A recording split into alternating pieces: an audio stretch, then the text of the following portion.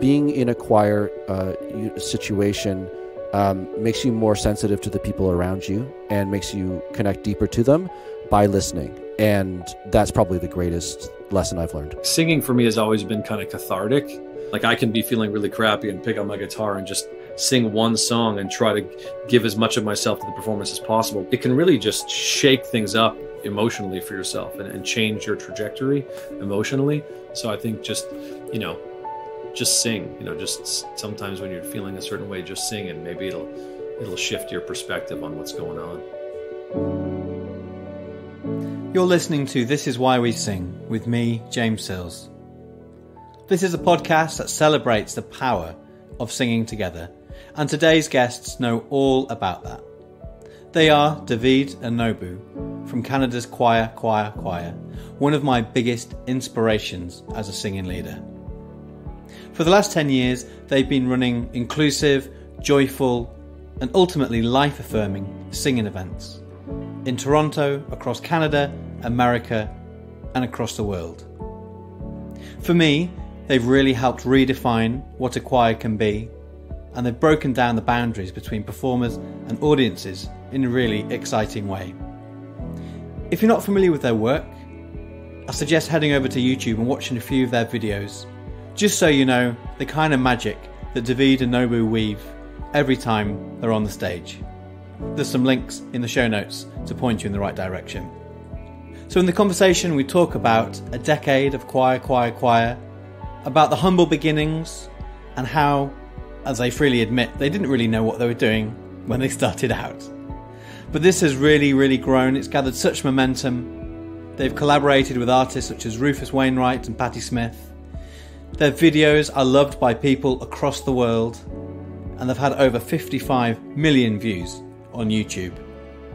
David and Nobu put community at the heart of everything that they do, and this is a recurring theme in our conversation.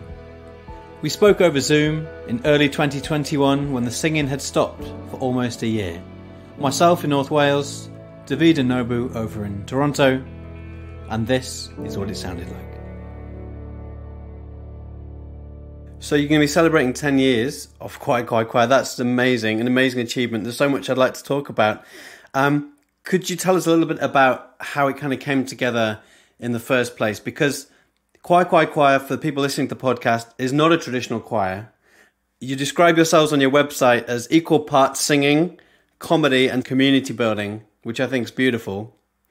So could you maybe just piece together a little bit how it came together in those early days, early years? Yeah, it started in a way that's, to me, the most natural, organic way, which was we came together because a group of friends just wanted to hang out. If we're going back a couple years before Choir officially was born, our very first experience was doing an event at a friend's surprise birthday party. And we're friends with lots of musicians and artists. And I had been talking about starting a choir to support my solo act, Mr. Nobu. And I had 6 people singing with me, and that they constituted 1,000 voices, just trying to dream up a version of performance where I wasn't so alone. And David worked down the block at a very popular brunch spot called Aunties and Uncles. Shout out to Russ. And David was is very talented guitar player and singer who didn't play out very much, and so he was solicited to play guitar at this very small friend kind of gathering, and that's when David and I kind of connected. We knew each other, but we didn't know each other very well. And then it was such a positive experience. It was so rough around the edges. We sang Pilot's Magic, the song Magic, and it was just really fun. And then fast forward a couple of years, and after David and I kind of talked about, when are we going to do that thing again? It just kind of happened. And there was no plan. There was just a Facebook invite. It was we told people hey, come out to our friend's real estate office. And on February 2nd of 2011. 2011. And it's just just come out. And I, played music all my life, but never been in a choir or started a choir or knew anything about that. David, same thing. You had been in a choir before, but we didn't know what we were doing. But you know, I come That's from... what the conversation was. The conversation was like, what the fuck do we do? I love that, because you came at this saying that there's this kind of thing we want to create, and we'll kind of work out how to make it happen musically, right? You know, we'll kind of join the dots. Yeah, I mean, if you have the motivation to do something, I think that personally, my whole life has been informed by activities that you do with friends that turn into your job. You know, and it's like, I've been very lucky to have had many experiences that have happened to that, and this is another one. And it's the idea behind it is that if you're having a good time with your friends, well, then other people, like-minded people, probably will want to join. But we hadn't even thought beyond our friend group at all, zero. But on the first night, it was it was the snowpocalypse of 2011, the storm. That's all you heard about on the news. They were talking about bringing the army in to help clear the snow. And so we thought, oh, no one's going to show up. Schools were closed. No one was going to show up. But about 25 people showed up. Of that 25, most were friends, but there were a number of people who had just heard about it. We did not know them at all. They didn't know anybody else there. And the I Magazine, which was a weekly in Toronto newspaper, came out to take pictures, and I told David on the way to the venue, real estate office, I Magazine's coming along and he's like, why? And I said, well, they're just going to kind of record what we do, and he goes, we don't know what we do.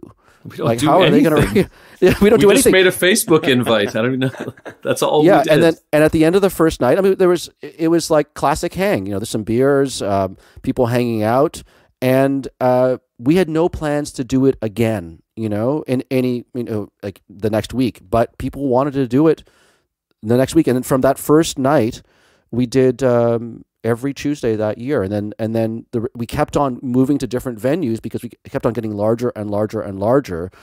News spread like it was wild, and we kept on getting forced to find new venues to fit to meet the demand, because it kept getting bigger and bigger. Well, it kept getting bigger and bigger, and the venues wouldn't fit us. And then we had, like, I remember in February, by the end of 2011, by the time we were a few months in, we had this backlog of people that we refused to add to the Facebook group, because we're like, if we add this, like, avalanche of people to the Facebook group, we're not going to fit into the bar we had found, which we liked a lot. So we had to start a second group. So we started a separate Facebook group called Choir 2, and we added a second night. So then we had 2 nights, and we kind of kept them a bit separate, and they each developed their own personality, and we ended up doing 2 nights. For 8 years, we did 2 nights a week in Toronto, and until we finally just couldn't do it anymore because we got too busy touring and doing other things. But I mean, we've done 1,500 shows. Wow. Yeah, I was looking at the song list on your website earlier that you've covered. That is a huge amount of songs. I mean, wow. But it's like if you do something every single week and then twice a week, it's you don't even think about it, and you don't even think about the things you're learning along the way. You can be really strategic. We started getting messages from people, very clinical emails saying, I want to start a business. I want it to be a choir. Can you tell me exactly what you do, how you do it? What are your arrangements? There's all this stuff. And I was like, wrong, as far as I'm concerned, wrong perspective, wrong way into it. And I got some really angry responses based on my response to them. Because I'm like, it's about regularity, it's about being organic, and it's about feeling your way through it. Good luck, And I meant that sincerely. And some people were like, how dare you? And it was just, I was like, no, but it's about your personality. You want to infuse your personality into your group, just like your house parties have a personality. Exactly. I mean, it doesn't necessarily have to be that. It just they kept looking to us to tell them how to do it, and we were like, well, we don't even know what we're doing. Just do it. Like, just you do it. Why do we need to tell? No one told us how to do it, and not that I think we do the best job. It's just like somehow it just happened, and it's been pretty interesting. But I think well, certainly from what I've seen of you guys online, I think obviously you guys are a big part of it in terms of like your personalities and the way that you work with the crowd, because on the videos, like the YouTube videos, like, are just amazing. Like if you ever need a shot of joyful humanity, that's where I go to. But what we only ever see on YouTube is the performance, is the end result, right? So you've been working with these singers maybe for 2 hours on that night. Is that right about that? That's the kind of time. An hour and a half. I said 90 minutes Okay. with a break. The whole night sort of takes around 2 hours, and then there's a dance party. And what you really see and what comes across is people just singing wholeheartedly, you know, and they're in a space where they feel so comfortable to do that. And that only happens, I think, when the right environment is created, right? And there are so many parts, I think, to that. I think the space, the physical space, is an important part of that, and you talked about the venues, but also the way that it's kind of facilitated and the way that it's led, I think is really, really crucial. Because the thing that I'm interested in is how can we bring more people into this joyful space that we're describing of singing. And I think what you guys are doing just so brilliantly is just that. You're kind of taking choir out of maybe its regular formal context, you're taking some of those trappings away, but you're keeping the core of what's important. Well, in the first year, we got a lot of attention, like in the first few months. Like, you know, every sort of news publication, Nobu and I were on the news, we were in newspapers, we were, you know, there was a lot of attention in the first year that surprised us because we're like, well, I don't know what you know, we knew what we were doing was kind of special, but we, you know, we felt like, you know, we got a lot of attention, certainly in Toronto and then in Canada in that first year. And when that happened, a lot of more traditional or people that had been doing sort of that have kind of choirs would reach out to us, you know, almost as like, oh, we're, you know, you guys are part of this choral community. And I think like we intentionally, I mean, I know I can speak for myself. I was like, I have no interest in being part of the choral community. I've never wanted to be part of, I don't want choir to feel like a choir in any way that I've ever known it. I wanted it to feel like its own unique beast. And I think like that's where Nobu and I came in to really just be like, okay, how much of our personalities can we inject? So we kind of were like these lone, we created our own community. We didn't want any, maybe that was the wrong attitude, but I think it informed the way the nights ended up feeling and became, I think it helped us, in the end, it helped us a lot. I think that a big part of it is actually really simple, which is talking to people naturally and being completely true to yourself on stage. In sort of in a public forum when you're kind of spotlit, kind of on stage, you know, and it's whenever I watch the news or traditional media, you know, or radio, they listen to radio, and people are being overly careful about what they're saying so as not to offend, so as not to, you know, just take something in too much of one direction. I don't know. It elicits it stands in the way of making a true connection. And if you come to our live events, especially our live events, David and I never script anything that we're going to say. I mean, there might be some things that we've been thinking about individually, but I'm always trying to surprise David with something that I might bring up, a subject that who knows where it's going to go. And he's very spontaneous with what comes out of his mouth. And it's a full range of like sincere to really disgusting, you know, talking about our mothers. Like nothing is off the table. And anybody who gets offended, you know, hey, we're not going to be the right people for everybody, yeah. But we're being true to ourselves and being true to the idea that we want to talk to people the way that we want them to talk to us, which is naturally. And it's not going to always be the most eloquent sentence or thought, you know, but it's going to communicate that honesty. It's a big thing for me. Do you get a sense that people who come to your shows, this is the first time they've engaged in something like this? Like in terms of like big group singing, that they, you know, I don't get the impression that everyone who kind of comes to your shows is already singing in a choir and is already converted. Like I think you're doing amazing, you know, kind of almost like missionary work, you know, converting to people to this idea that singing with other people is good. Could you maybe talk a little bit about that? Like maybe in terms of like your demographic? I mean, it's a mix. Yeah, definitely. There's people that come to our shows who have never been out to a night to sing. And then there's people that come out to our shows who like have only ever been in choirs and think they're coming to like a more traditional choir. So it sort of runs the gamut, and both can be hugely problematic in their own way. You know, you have one people, it'll be like a gaggle of women who are coming for a bachelorette party and they're like, I don't need to sing these lyrics. I can sing whatever I want. And like, this is just, I paid for a ticket, so why can't I do whatever I want? And you're like, okay, like it's still a show. You know, you can't go to Cirque du Soleil and just sing along with the music. And, you know, like they have to, there are some loose rules to what we do. And then there's people who like come from the more traditional choir world. And like when they come to our shows, I'm like, we sing in the, you know, church choir. And they're like a whole group of them. And they're used to like over enunciation, and they're used to like singing a very specific way. Vibrato. Yeah. And it's like really the vibrato and the over enunciation. And we're like, okay, who here's from a choir? And they're like, woo! good. We're like, forget everything you learned from being in a choir in the next 2 hours, because like we don't want to hear it. Love it. Like we're going to create our own vibe, and that's kind of so. You definitely get the range of people who have zero experience to too much experience in choir. I remember in the first few years we were at a bar that's unfortunately now closed called No One Writes the Colonel, and the windows would be open, and so people would hear it on the street and walk into the bar, and the bar would actually be, we didn't have a separate room, so we'd be like, people who'd go to the bar on a Tuesday night and Wednesday night would have to listen to the same song being sung over and over again. We'd be singing over mojitos being crushed up, but there was somebody showed up, and he happened to be a backup singer for Nelly Furtado, and I guess they were in town or doing some sort of shows or rehearsals, and he was so into it, like he was so happy, and he talked to us afterwards. So on one scale you've got somebody who's super pro, who sees what we're doing and sees how positive it is, and then you have somebody who has never sung around other people there, and then they see the diversity of people's backgrounds, and then from 19, because we usually do it in bars or now theaters as well for all ages shows, but from 19 to 80s, like there's a woman who would come a lot to Clinton's who was gotta be push like well into her 70s, I would say well into her 70s, blind. Somebody brings her, she stands at the front.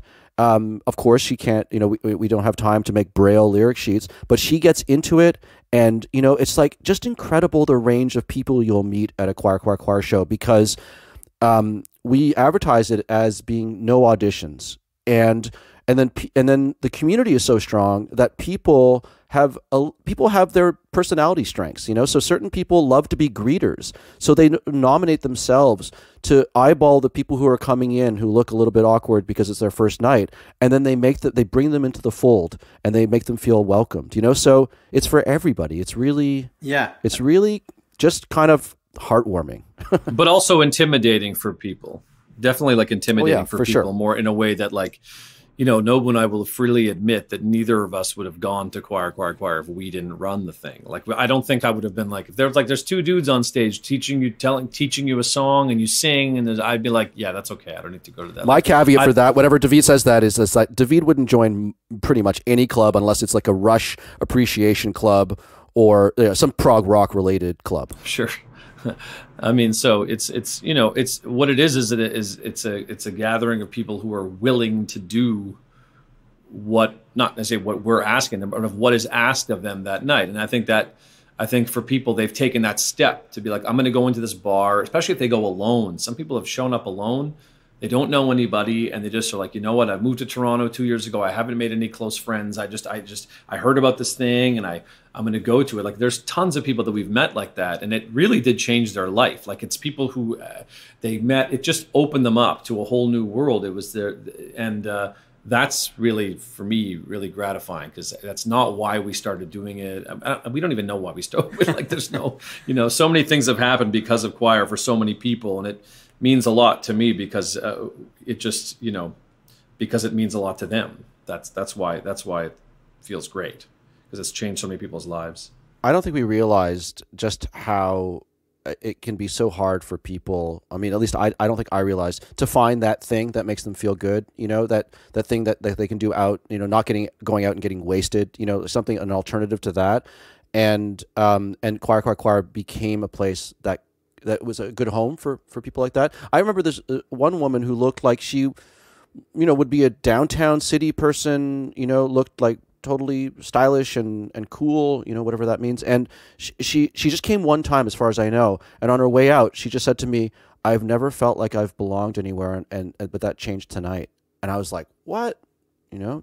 That's wild to hear that, because again, it's all, for David and I, it's through the filter of like, we didn't know what we were starting. We didn't realize until 4 months in how important this was to other people. It was just this fun thing that we were doing that had tons of momentum. So, that's the community part of it that really was overwhelming. And that woman was Rihanna. Never heard of her. And did you ever think that it would lead to, some of the massive collaborations that you've done? I mean, out of all of them, the video that I keep coming back to is Patti Smith and People Have the Power. No clue. Yeah, no clue. No clue. I mean, we did, like, I think about the first night when Nobu was like, iMagazine's coming to shoot and to see what we do. And I was like, we don't do anything. Like, I remember thinking, like, musically, like, this is not impressive. Like, I don't know what, but it was so much more than that. But at that time, we hadn't done it yet. So I was like, well, this is not like musically, this is not an impressive thing. It's just people singing, which is emotionally may be impressive, but not musically in the traditional sense. So it's like the idea of having someone like a David Byrne or Patti Smith or people like that, or Colin Hay to come and sing with, like, why would they want it? That took, like, I think the first time we brought in someone from outside was 3.5 years into what we were doing. And even that person was like from a band that we know, a band called Sloan, is a well-known Canadian band, but they, we know them. So it wasn't like we had to, it took a long time to get to that point. So, I mean, we felt like we had earned it, I don't think we could have expected anything to happen. Like, I think literally we didn't expect to do a second one the week after we started the first one, and so everything that's happened after that has been a surprise. And then I think at 4 or 5 years in, I think we realized even more. Like, the confidence grows, at a snail's pace, and then we realized, oh, we can really do a lot of things here, and I think that's when our lights started going on. And was this the point where you guys kind of really were like, we need to lean into this? Maybe it was just like a peripheral project for you at first, and there's so many different phases to it. So I think that we were gaining confidence, and I think for a while, it was, oh, we can use we can gather all these people and go to venues and create special events for us, because we are the audience and we are the performers. So, there was different stages of I guess, ambition as we started to realize, what we could do and how we could do it. And for me, part of it was, one of the early thrills was being able to play on stages, bring people on stage, because sometimes we would perform, as a choir for audiences, traditional audiences, and Lee's Palace. So David mentioned Lee's Palace before. A woman, our friend Edie, wrote us a letter saying, I never, singing or being on the Lee's Palace stage was on my bucket list. Thank you for making it happen. So for a long time, that was sort of part of the thrill, and then fast forward to the thrill of getting to perform with a Patti Smith or a David Byrne, or, name the musicians, And if I just pick up on something that David said, you said, it's not particularly kind of complex musically or whatever, but I'd kind of beg to differ in terms of, like, your arrangements, David. Am I right in thinking that you do the vocal arrangements? Right. Because the real art, I think, in bringing arrangements to voices is kind of knowing what you want from it and knowing what's going to serve the people in front of you, and just writing enough to create that incredible kind of end result, And there are so many kind of choir arrangements that are just too complicated for the sake of being too complicated. Like, the hand of the writer gets in the way. Oh, yeah. And the thing I think that's just wonderful about your arrangements is that there's a real richness to them. Everybody's obviously having a great time singing their part, but it's also manageable. You can bring it together in 2 hours with obviously some intense cajoling from you two. And I think that in itself is a real skill. And is that something that you feel has, like, developed, like you're arranging, like, over time? When I talk about, musically how it wasn't impressive, to think about, like, at the beginning, like, your question was, would you have thought that you'd end up on stage with Patti Smith? And certainly when we started, like, musically, to me, it wasn't something that what would a Patti Smith add, But let's talk about that, because at the very beginning, it was David and I in my living room playing the song and singing little parts to each other that we thought could be interesting to do, recording those little, like, making little audio samples of those things. Voice memo. We would listen to on stage, pulling the phone up to our ear to try to remember, didn't write anything down. And, like, that was the very beginning. And then we graduated to David. Like, obviously a huge strength of David's is the musicality. And then so he started recording demos. And then he really sort of it just developed from there. But we had so many fights on stage in the early days, As we struggle to remember the arrangements, things would change on the fly. You get 100 people to 200 people in a room. They start thinking that they know the answer, and sometimes they do. But it was full. The first couple years were just full chaos. We were sweating up there. We used to do 2 songs a night, which was just bananas. And you were younger. It was, well, you're younger, but also we were just kind of battling it out, figuring out what sounded good. And I lost my voice. Remember, I lost my voice for like a month. I couldn't sing anything. David mastered the art of figuring out like where one sequence will end and not having to do vocal calisthenics to get to the next note. He's gotten really good at it. Just rolls into the next note, and it's almost like it's right there. You can touch it, and so even if you're not deeply musical, I think that we've figured out a way to make it easier for people and easier for us too. It's still hard, but it's easier. Yeah, the trick is to create something beautiful that hopefully anyone with just a little bit of musical ability can do. Because like you said, if it's too complicated, like for example, I remember early on we did Wham! Freedom, which is a song that I've loved since I was a kid. I mean, and we had such a great night, and the next week we're like, let's do something like let's take it up a notch. And I remember we did the Pointer Sisters. I'm so excited, and the arrangement has like all these different things and all this syncopated stuff, and it was just totally. And again, it was so not. We were not excited, and then we got on stage, and like it was way too complicated, and people were like, "What the hell is this?" It was like we were way. How too do you excited. say shit show? Yeah, yeah.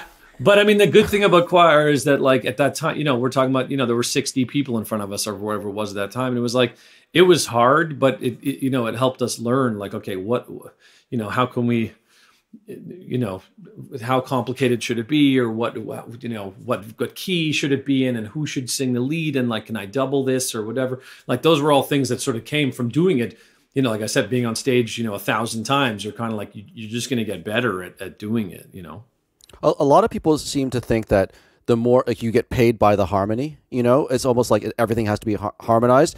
And then I think throughout the many different phases of David's arrangements, gang vocals, it's like, it's beautiful at perfectly timed moment to have gang vocals, and you don't need to have harmony all the time, and it's that variety, I think, which is which kind of, and it's actually really nice because David and I talked about this a lot, just that choir kind of has its own sound. Even though we're singing songs by other people, we have a kind of a style that I think is unique to us, which I love. Yeah, I agree. That's true. And I also think that, like,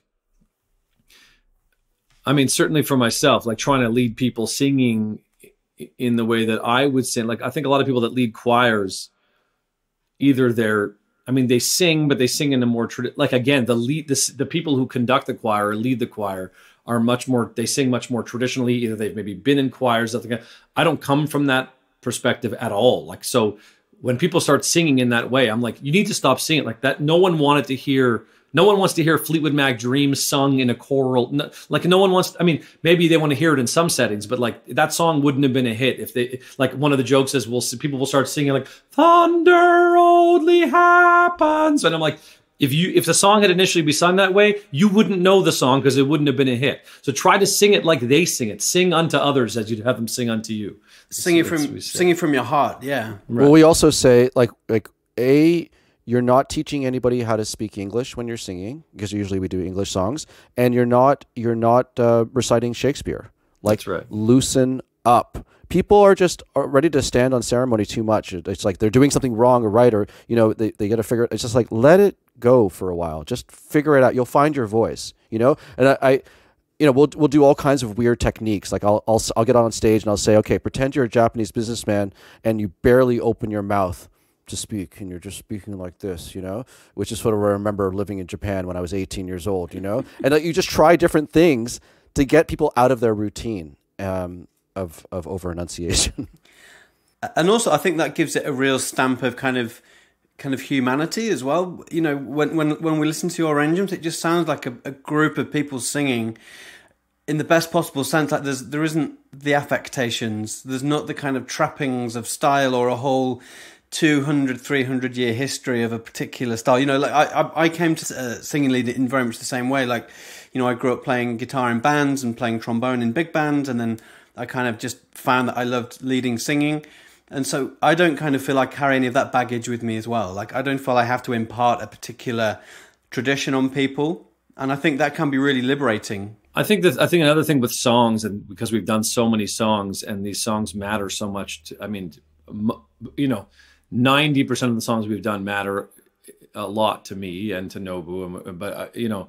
But like one of the things to work through also was like you have certain songs that people know so well, they have a very specific idea of how it should be sung, or there's a specific part in the song, that they're like, oh, this is like the part of the song that matters the most. And it's like, yeah, but you can't sing that part the way Cyndi Lauper sings it, because you're not Cyndi Lauper and you're never going to be Cyndi Lauper. So let's try to find another way to make it a choir version of what we do. And maybe it'll feel weird to like take that part out or change it at first, but once we sing it a few times, you'll see that it works. And like that kind of took a while. Like Nobu is an example. Like we both are huge Elliott Smith fans, and Nobu just always had this block where like every time we do an Elliott Smith song, Nobu's like, it has to be sung in this like weird little voice with this guy who like is about to kill him. It has to be sung that way. And like, it doesn't have to be sung that way. Like no one else would sing it that way. So why do we have to sing it that way? That's how he sings it. We're not him. Well, even at our weeklies, like, it seems obvious to do The Weight by the band.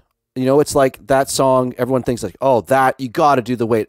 How come you guys haven't done The Weight yet? And then we did The Weight, and it was a really hard night because when you listen to that song, you really listen to that song, every verse is sung a little bit differently. Right. And that is so hard, as you must know, running choir events, that, you don't want to have to teach like... Yeah, you don't want to spend half the night just teaching all the inflections that were sung once by one person. Oh. Exactly. So it's so hard. And so like we can also, break down an arrangement and kind of get a sense of just how long it's going to take us to teach it based on the number of things that we have to teach. You can kind of do a tally before. But sometimes we'll totally get it wrong. There's times where we're on stage and we'll be like, oh, this bridge or the pre-chorus after that's what's going to be hard. This transition, there's like a key, it's like and then the low harmony is really tough. Like that's going to be a while, because I could just imagine we can kind of try to be like Nostradamus and be like, that's where it's going to be difficult. And then we'll be doing this song where we didn't even see, and then it'll be like, we'll be fucking doing like the first line of the song and like they're not getting it. I'm like, we didn't budget for this line to take this long. Like we are in a lot of trouble if this is taking a long time. And then we'll get to that part that we thought would be hard and they'll just breeze through it. I'm like, how did we miss that? Why did we, like we're not always right about what. Yeah, we're not always right. God, in those moments when something hits you unexpected, that a real problem, I just want to walk off stage and just walk out the door and just like, we're sweating, just leave, like with no explanation at all. Just like go for a drink at a different bar. Tumbleweed. The bars used to be so hot. I remember nights at the Colonel would be just like Nobu and I would be. Our shirts would be soaking wet, and just like the room is packed, and we have to get it, and everyone's like, "Oh my god, what? This is supposed to be fun. Like, why are we doing this?" Like. And I remember the first week. Those are the early days. Early days. And then I remember we chose to do Toto Africa, which of course is an epic jam and one of the greatest pop songs ever written. And I remember like talking to Nobu and being like, why don't we do Toto Africa? He's like, okay, that'll be fun. I'm like, I think I have an idea of like where we with this and that. And he was like, what song do we pair it with? Because we used to do 2 songs a night. I remember being like, what song should we do with it? And I was like, let's just do, if we can just do that song, that's enough for a week. And we did it. And again, that video, the joy in that room on that video, like, is just unbelievable. It's extreme. It's just, it was such a great night. Yeah, I'd encourage people listening to go and check out the Choir YouTube channel for just 100% joy. Whose idea was it? Where did the idea come from to record the performances? Because that's been huge for you guys, right? Am I right in thinking your Alleluia video with Rufus Wainwright is 11 million? Is that your biggest video? Definitely the biggest video. Yeah, I would say. Yeah. I think that we initially started recording just the audio. It was mostly early days was a way to just share it with the people who were there more so than anything else. I have a background in television, been sort of in front and behind the camera that's sort of been my career up until this choir thing. And so So in terms of editing and shooting and directing and producing, that kind of stuff, I definitely have always looked at that, and it just became more sophisticated as we went along. And then we, using the Hallelujah example, that we collaborated with other friends of ours, our friend Bryne and his team, and various different production teams, to achieve even like more thoughtful videos. But we definitely wanted every weekly, every Tuesday we would record a video every Tuesday. We definitely wanted that kind of record to go there, and it was really fun to we would do at first it was just a one camera, one shot, the early videos, and then we started editing videos, doing different angles, and it was just a way to highlight more of the faces in the room and try to translate that energy that's happening in this small bar in Toronto to the world, and then we were able to share what we were doing with everybody. And so it's just so much fun adding the layers to it.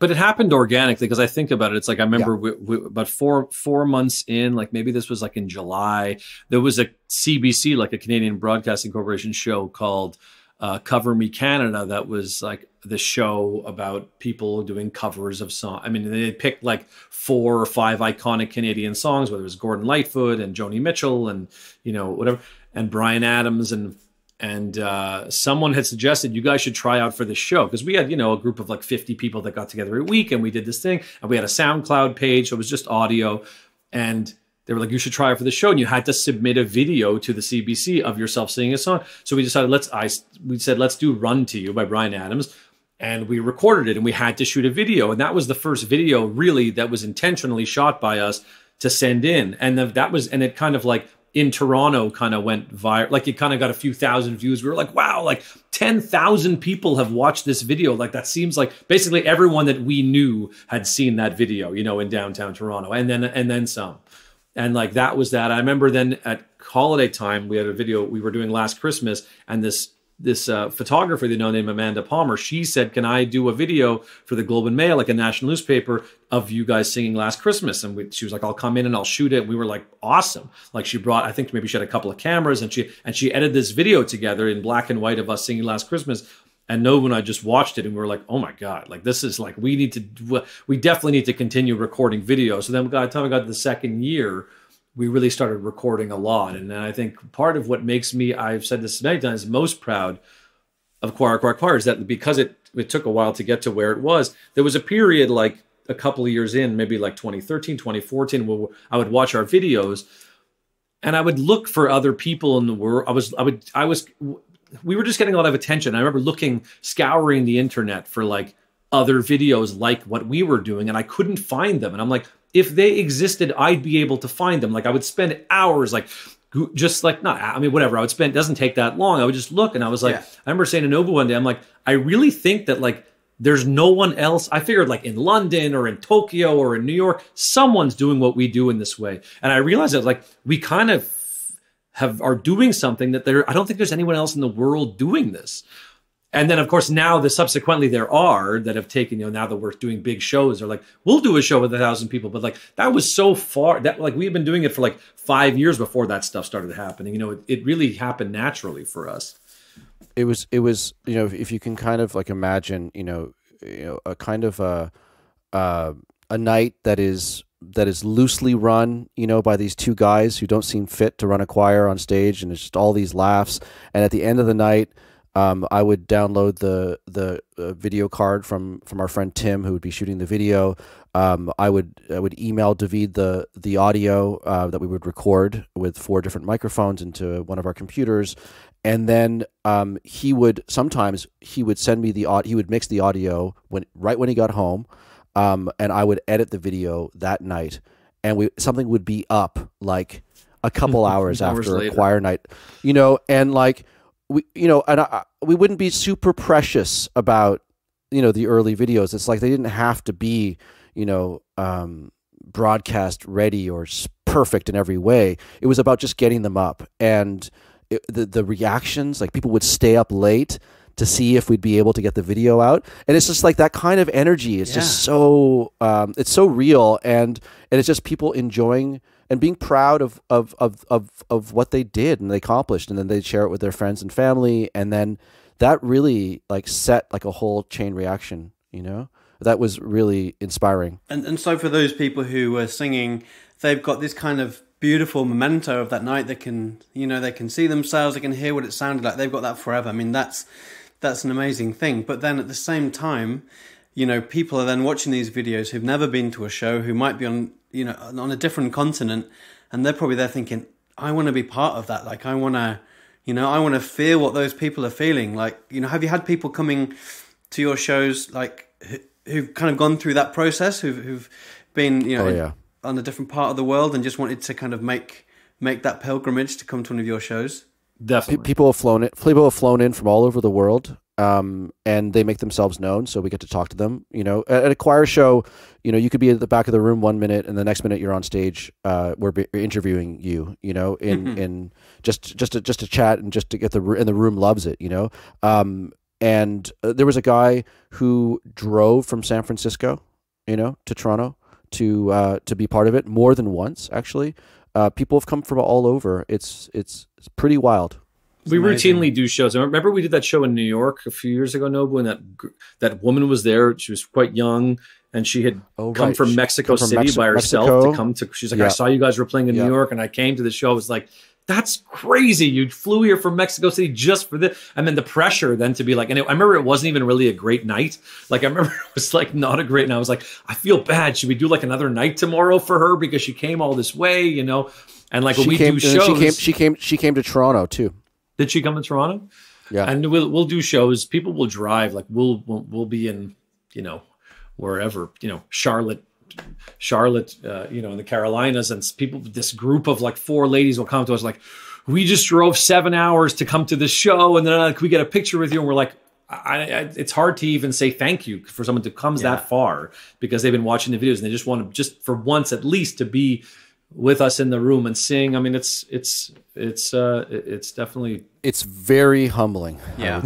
It gives me chills just thinking about it, that, you know, that we could be part of somebody's adventure, you know, and then they come to, you know, in the case of people coming to Toronto, then they have a whole room of people giving them tips on what they should do in the city, you know. They instantly have like 50 new friends, you know. It's quite wild. When I'm able to, I'll be there making the pilgrimage. Well, where are you located? I'm in Wales, so I'm in the hills in North Wales in the UK.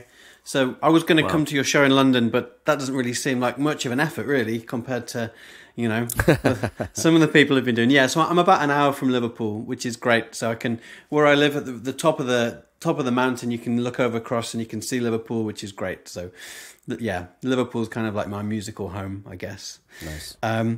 So the live shows are paused at the moment. When we're able to come together to sing again in the room, what are your kind of aspirations? What's on the choir bucket list? Maybe initially it's just to be able to actually sing together, but yeah, I want to start with a 10-minute scream. You know, every show for the first year after the lockdowns are lifted. It's been tough because like we were you know, we've been working so long at this project, and just like the first couple of months of 2020 were quite successful for us, and we were just really confident and on stage. I thought Nobu and I were so good together on stage and doing, you know, the shows were getting bigger and just we were pulling them off and really fun, and we have other things on the go, and just for it all to end, it was just so disheartening. It was very tough for the first few months of the lockdown. Over the last few years, we've developed sort of, for our touring shows, themed shows, like an 80s night or a Fleetwood Mac night or an ABBA night, you know, and we'll sing through, you know, hits and then focus on one song to bring the arrangements into it. But it's like there's visual elements on a screen, you know, and as we're playing sort of bigger venues and putting on a show, you know, it's like becoming more of a show. Yeah, great. You know, starting off with lyric videos even before we're on stage, like little showbiz moments. But still try to make it feel like a hang. It's still just a. It's absolutely. Just a fun hang. It's not like it's always going to be us. Like I feel like it's through our filters, so it feels organic always, even if we're in like a huge venue. And so, you know, some of those shows have not run their course yet, so we want to get those out and going again, and we wanted to, and we've talked about developing more of those shows, and we're also, what's quite wild is that we were given the green light on a television show right at the outset of the pandemic, so because it's kind of a natural thing to take cameras around to certain events that we're doing already. Like when we went down to San Diego, and David was on the American side and I was on the Mexican side. That was so powerful. Oh my goodness! The border walls between us, and 400 of people on either side, and singing with a little help from my friends by the Beatles. That trip is so mind blowing on so many levels, and that's speaking to what was happening in the moment in the world, and that experience was an episode of a television show. It could have been, So it'll also give us an opportunity. Let's hope, fingers crossed, that it happens, that we can create moments and use the television show as an opportunity to engineer events and figure out events that can do something for communities and send messages out to the world and unify people. So that's one thing that I'm really excited about exploring, because even though it's part of our world, we really have no idea how it's going to really work, and that's exciting. And then there's the touring shows that we continue to develop. We have so many different ideas, and I don't know what else, David. What else are we come to do? Wales? An episode could be we come to Wales and try to teach people how to sing a super furry animal song. From that one record they have, which is just like 3 N's and a G or something. And I'm like, what the hell is that? do you know the song "Juxtaposed with You" by the Super Furry Animals? What record is that on? I don't know. You got to tolerate all the people that would make a great choir song. I bet people say that to you all the time. You should do they're a great band. They're incredible. Yeah. The thing about what was really fun about the collaboration between David and I is that there really is no end to the brainstorming, and so if we collectively feel like it's got something that will satisfy us and satisfy other people, we're always jotting down little ideas of what we can do, and I think one of the hard things about the pandemic has been feeling like we can kind of keep that momentum up, because everything is so opaque these days, and we're without momentum on some level, or at least the kind of momentum we had before. But I know that once we see the more light in this sort of situation, our brains will just be overactively thinking up of fun things to do. Yeah, and do you know what? I think the people more than ever will be just craving this. There'll be, the connection, the community, all the things that we've been talking about today. The release, the 10 minutes of screaming. You're going to be doing an important public service, you guys. We hope so. Well, hope so. I mean, it's we of course, like everybody else, we've gone online during the pandemic, and even that, we've been able to reach an audience. Tons of people who have seen our videos over the years can finally join us, and I don't know why we didn't think about that, pre-pandemic. I think we were just busy in real life, but it's been really amazing to see how even people texting each other or comments on YouTube lives or Facebook lives, how that creates community. It's right. Like that connection, and in the case of like the sort of addressing something you were saying earlier, it's like what singing does is it creates a level playing field, right? It creates a comfortable, safe space for people, and then in that space, if people have varying ideas about whatever, opinions about any subject, it kind of creates a safe place to have those conversations that could be really difficult if they were being had on Twitter, for instance, and I'm excited about that. I'm excited about creating those spaces again. And I'll be excited to be there when I can be. Absolutely. I'm creating a playlist for guests on the podcast for one track, one kind of vocal performance, one song, whatever you want to call it. So can I add a track for one each for David and Nobu? What would it be? I know it's a hard ask. I'm trying to think. I should have asked you beforehand. It's a terrible question. Now I can think of like 100 songs. I mean, a song that I never get tired of hearing is not a song that I would necessarily ever do in a choir situation, but Nina Simone singing "I Want Some Sugar in My Bowl." It's a song that's almost like a feature-length film to me, and the longing and the passion and the anguish is very much relates to how I feel these days of not being able to have what I want in so many regards, and Nina Simone just being to me the queen of happy sad music, which is sort of my favorite genre of music and just an important figure in the world, in the history. Beautiful, yeah. So that's my choice. And I'll pick, I guess, a song that would be nice to play, I guess, would be maybe Just Now by John Martin. John Martin. I'm not to get beautiful. You picked two of my favorite songwriters. I knew I liked you guys. I did a pilgrimage to John Martin's house in Hastings. I was on tour and we were playing in Hastings, and I went and found the little terraced house where he lived. Incredible. I mean, he's just incredible. And, you know, the relationship between him and Nick Drake, you know, I can't listen to Solid Air without it kind of making me kind of sad. And I'm a huge Nick Drake fan. I get so sad that he only has 3 albums. And I'm like, that's it. Like, he couldn't, like, he's the prince of happy sad.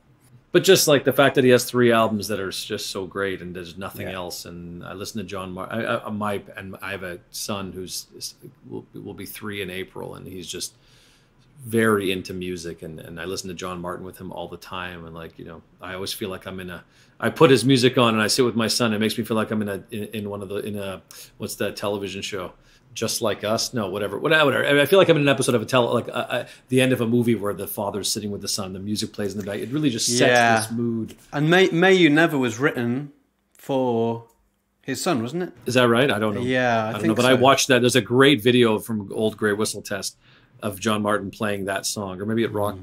Yeah, I think it's Old Grey, and he plays that. It's just him with the guitar, and there's not many great recordings of him that you can find on YouTube, but that one is unbelievable. And it's just, I'm glad at least there's that to watch, and I watch it with Arlie, and he loves it.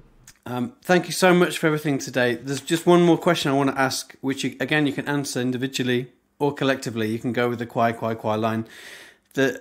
What I'm trying to do, I guess, with the podcast is to kind of open up the conversation around singing. You know, a lot of the things that we've talked about today. But if there was like a life lesson that you know, being part of choir has taught you, like what life lesson has singing or being a facilitator of singing taught you guys? That's an easy one for me. You know, being in and around performance my whole life. You know, I went to theater school, and the probably the most important lesson in all those things, besides a lot of technical things, is to listen. And it's one of the hardest things to do as a performer, because you have to be so rooted and so present, and it's hard to maintain that focus. And the regularity of at least from the performance perspective for David and I, just being out in front of people again and again and again for 10 years, so many times, some weeks, 5 nights a week, has been about listening. And it's made me a much better performer, a much better, I guess, leader of a group. And I think it also relates to when we were first starting choir. A lot of people would give us advice. You know, as a conductor, because my arms were kind of like a boneless chicken. I didn't know what to do with my arms, you know, and because I'd never conducted before. And a friend of mine sort of explained the idea of the beat plane, you know, where you create an imaginary line so people can kind of feel where they got to come in. And then another piece of advice was from our friend Rebecca, who I can't remember where she heard this, but it was the idea that if you're singing in a choir and you can't hear the people on either side of you, you're singing too loudly. And that's right back to listening. Right. And so I feel like being in a choir situation makes you more sensitive to the people around you and makes you connect deeper to them by listening. And that's probably the greatest lesson I've learned. I mean, singing for me has always been kind of cathartic. I mean, I've been singing my whole life. I just think that in terms of like a choir or if people just think about whether they might want to go to a night like this or something where they would be asked to sing around other people, like just being able to push through and just do it, whether you're alone or with someone, it's almost like, you feel better after a good cry. Like after you cry, it releases, whether it's endorphins or whatever it is into your body, and it makes you feel better to cry after you come out of that. And I think singing is quite similar. If you have a good sing, like I can be feeling really crappy and pick up my guitar and just sing one song and try to give as much of myself to the performance as possible, whether it's like singing loudly or whether it's getting into the emotion of what I'm feeling and feeling softly. It can really just shake things up emotionally for yourself and change your trajectory emotionally. And I think that's super powerful. And I think music has the ability to do that. It's weird, but it's so true. And certainly we've seen it so many times. People walk into a choir night and they're having we're having the worst day. And like, we do it every Tuesday, and how many nights neither of us wanted to go. We'd be like, oh, I don't want to go and do this now. And then you're on stage and you're like, we leave. And we're like, that was just what I needed, but I couldn't have seen that. Even though that's happened 100 times, I still couldn't see that. And so I think just sing, just sometimes when you're feeling a certain way, just sing, and maybe it'll shift your perspective on what's going on. Great advice. Just sing. Thank you so much to David and Nobu. That conversation was a complete joy, and I hope it was for you too. And talking about joy, you really should check out these guys on YouTube if you haven't done already. So I've put 3 of their songs in the show notes. You can see Hallelujah with Rufus Wainwright, People Have the Power, which is their collaboration with Patti Smith, and Never Gonna Give You Up, of course, with Rick Astley. But there's loads more on there, so dig deep and enjoy. There's also a link in the show notes to our playlist, the podcast playlist, which includes the 2 choices by David and Nobu, 2 of my absolute favourites, I've got to say, and also songs chosen by other guests in this series. And if you haven't checked out other episodes, then please do. Like David and Nobu, I'm trying to spread the good word about singing and how it can have such a positive impact on all of our lives, whoever we are. And so you can help me get the word out by sharing this podcast with friends and family, by subscribing wherever you get your podcasts, and importantly, rating and reviewing if you're listening on Apple Podcasts or iTunes. It really does help get the word out. So please do join me next time on This Is Why We Sing. We have guests from across the singing world with their insights and their inspiration, because I believe truly that life is better when we're singing together. So until next time, take care.